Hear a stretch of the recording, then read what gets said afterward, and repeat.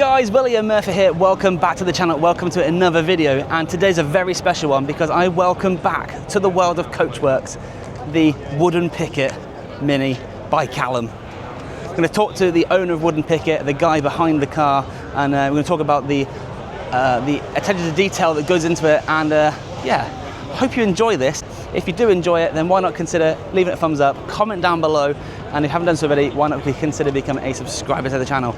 This car is absolutely beautiful, and I cannot wait to share with you more about this car. It's going to be grand unveiling at the IMM, so if you're heading there, be sure to check it out. But until then, check this out. Hello ladies and gentlemen, welcome back to this video, and welcome to Tim. Yep. Tim is from Wood Pickett, which is royalty in the name of the classic Mini. Yep. And it's amazing to see. I'm sure a lot of you have seen this car in publications, social media. It's great to see the coach building that Wood Pickett once was famous for, yep, returning to the market. So Tim, welcome to the channel, and thank you very much for taking the time. I appreciate you're extremely busy on the Goodwood Festival. Yeah. So yeah, thank you very much. So let's dive in here before we're surrounded by too much noise and you're pulled away from bits and pieces. But what an amazing car, and what an incredible thing to put back to the market. Yes, it's been a challenge, but it's been apologies for the yeah, it's been a challenge, but we think we've got it right. We've tried to maintain that heritage feel. So this is a slightly refreshed Mini. It's been universally well accepted, the design cues, the styling and all that sort of thing, and it feels just like a refined classic Mini. Yeah, so it's been brilliant. We've loved it. Really enjoyed talking to people. I mean, everyone's had a Mini experience in their lives at some point, so it's pretty great. Just take fun. Even this little one.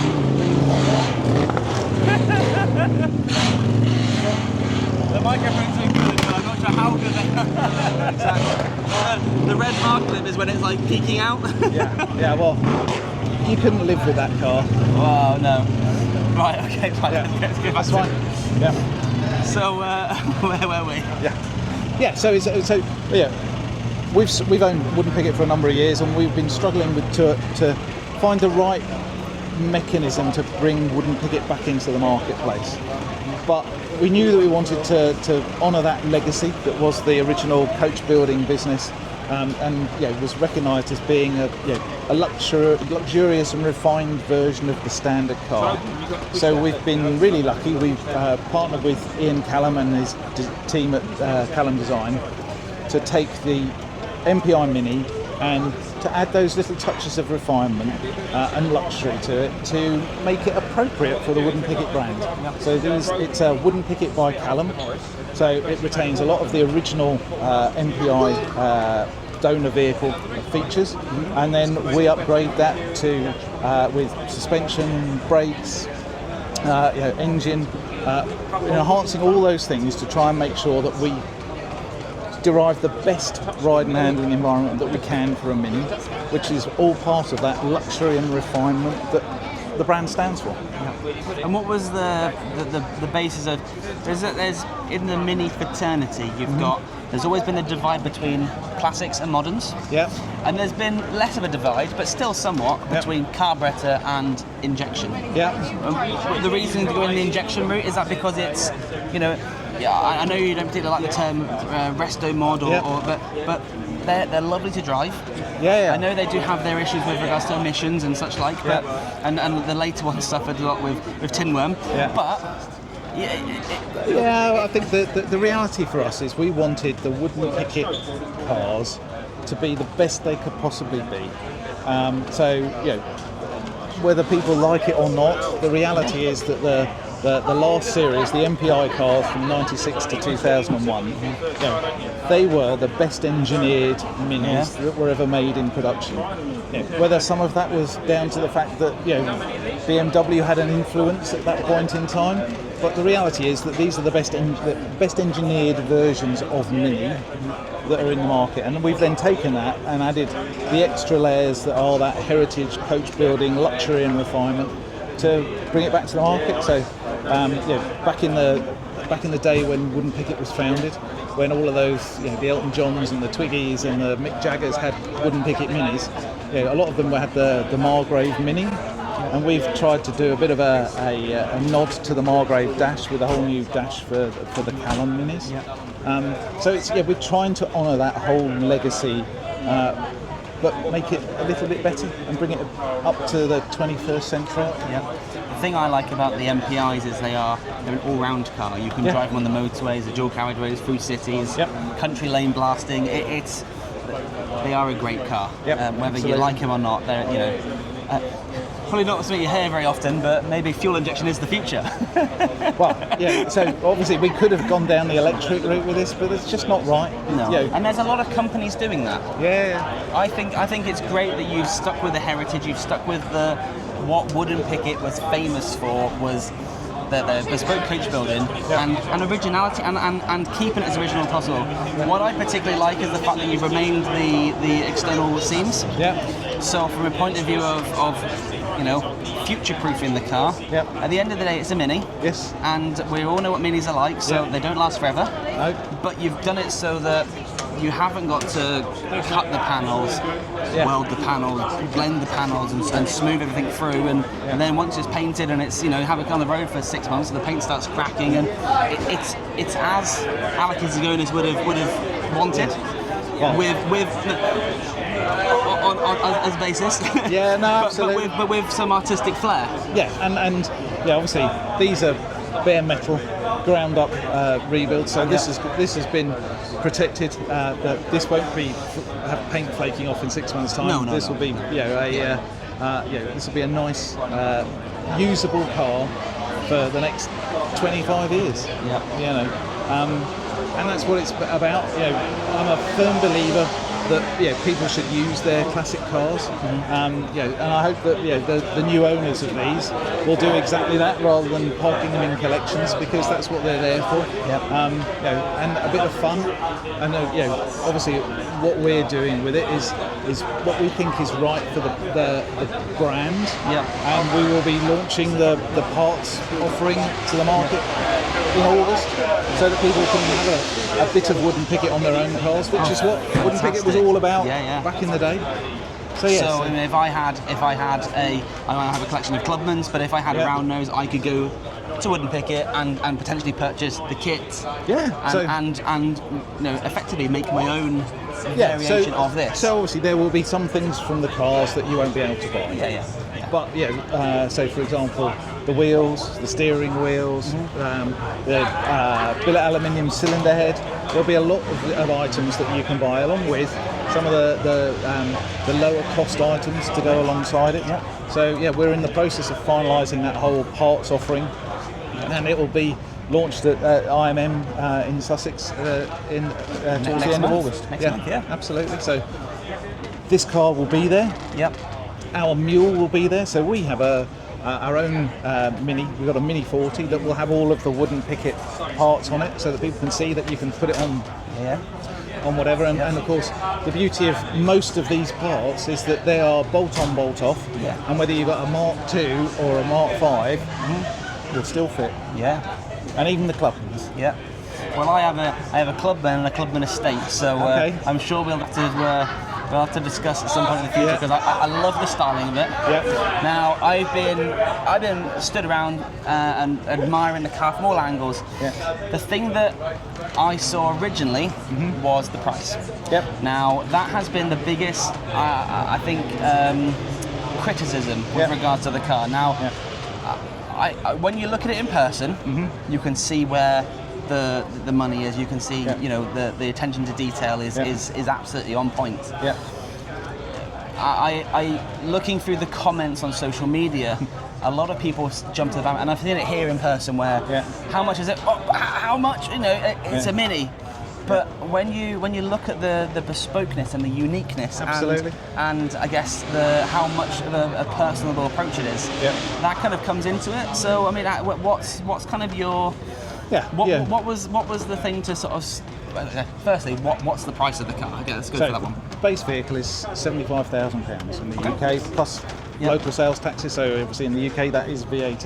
Yeah. And then obviously you can add extra options to it. So this particular car has got electric power steering, electric windows, etc., etc. So there's a number of options you can add onto it. Yeah. So what's included within a base model? So restored body and kit. So what you see here, obviously, each owner will get to bespoke the exterior colour, interior trim, and all those sorts of things. And then there'll be some base options, and then if they want something special, they can opt for those. The reality is, when you look at it, we've tried to make sure that the fit, finish, etc. is the best quality that you can get. So if I tell you that the body on its own, to get from a raw shell to a painted finished car was 6 man weeks.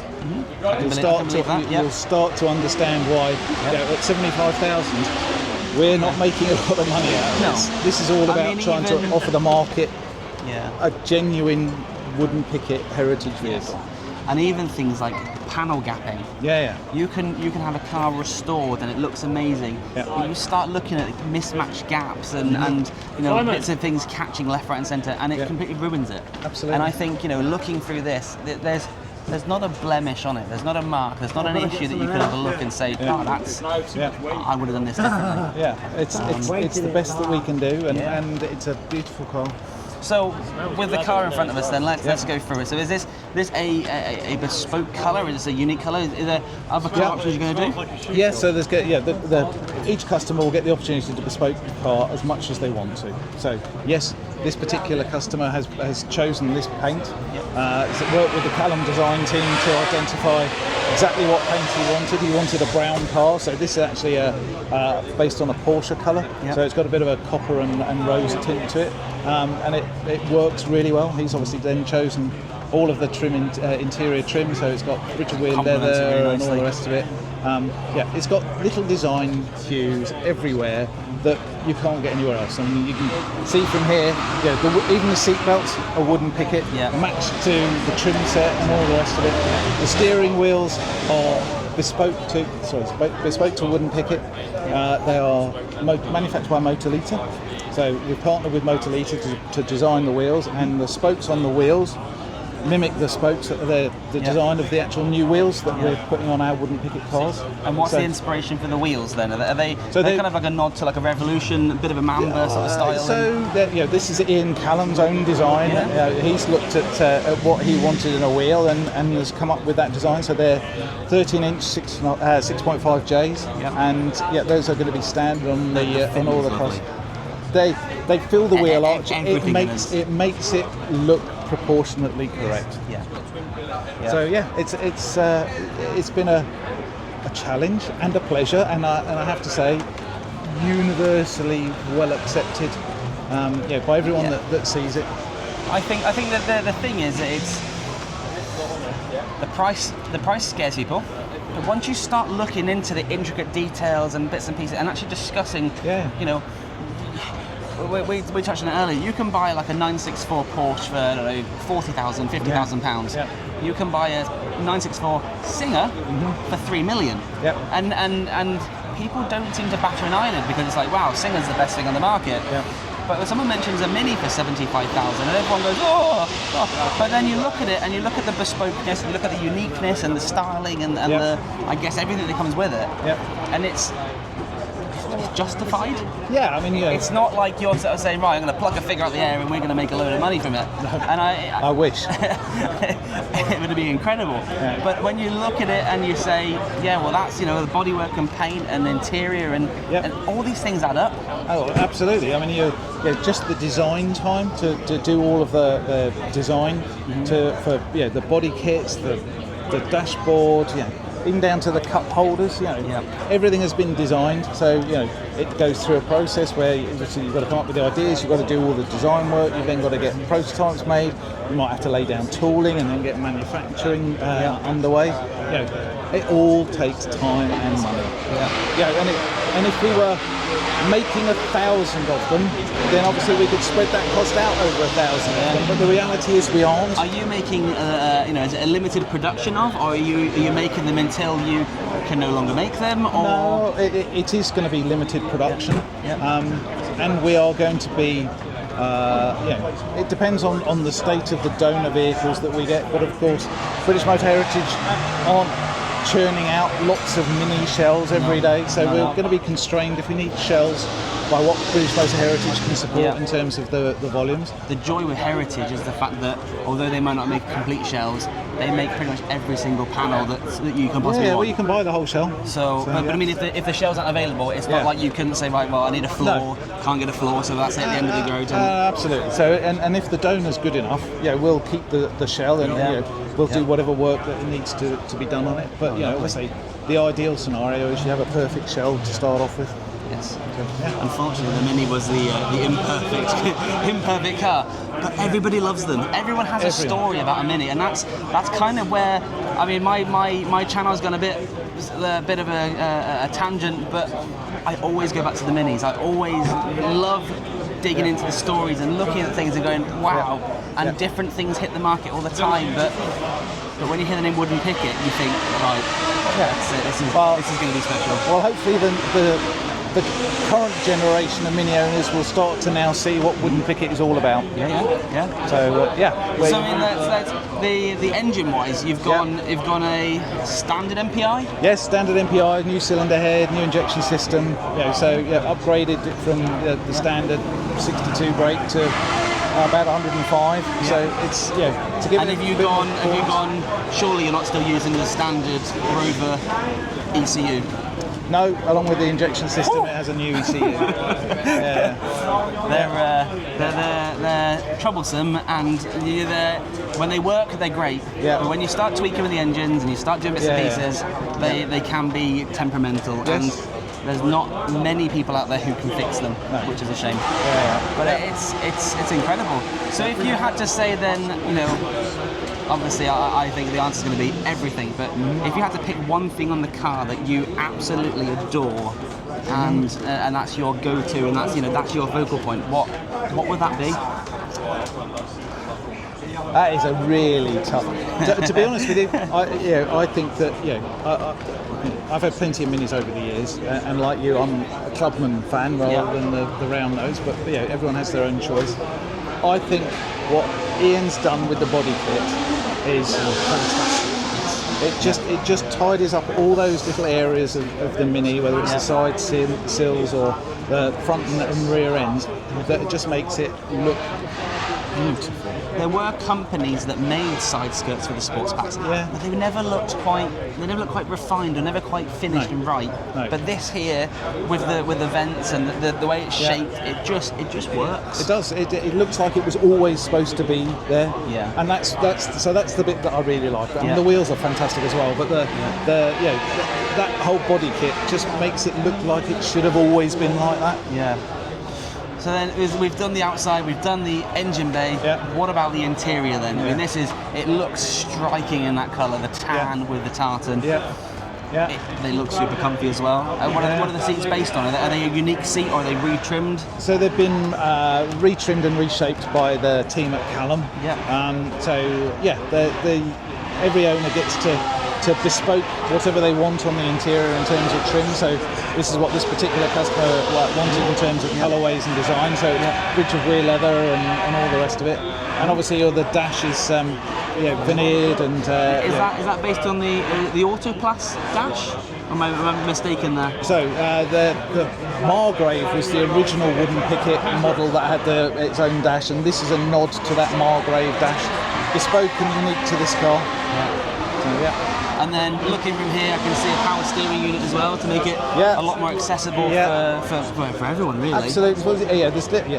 As you can imagine, the people that are buying these cars want all of the modern luxuries they can get in it. So this particular car has electric power steering, electric windows, heated seats, 5-speed gearbox, Apple CarPlay. It's got all of those features that might make the driving experience and the enjoyment of the vehicle as good as a modern car can be. and I think, you know what, you've done a fantastic job, and I think, you know, I wish you every bit of success in the return to the coach build market. Thank and you. I think it's going to be very well received at IMM. And, I hope so, and we're looking forward to seeing everyone there, and Yeah. and hearing what everyone's views are, because Yeah. not everyone likes everything. Everyone has their own choices. No, but I think it's just you know, every angle of it's been thoroughly thought through, and it's rather than just bolting a few bits onto it and then saying this is the price. Yeah. I think the bespoke package, the uniqueness, the attention to detail, I think it's a win. Yeah. And, We think so, and we hope so, and, Yeah. and certainly the amount of interest that we've had from customers has been amazing. Yeah. So yeah. Well, Tim, thank you so much. You're It's very been an welcome. absolute pleasure, and best of luck with everything. So Absolutely. And I'll look forward to seeing you at IMM. yes, hopefully so. Fingers crossed. It's not confirmed yet, but hopefully so. Good. So yeah, wonderful. Thank you again.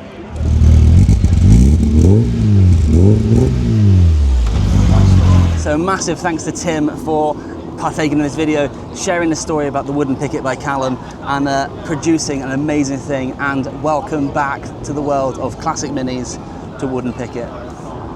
So until next time, I hope you've enjoyed this. If you have, consider becoming a subscriber to the channel. Leave a thumbs up, comment down below your thoughts on the car. The price is the main talking point of this vehicle, but looking at it, it is worth every single penny that they're asking for. And it's just incredible. So thank you again for watching, and I'll see you guys very soon. Take it easy.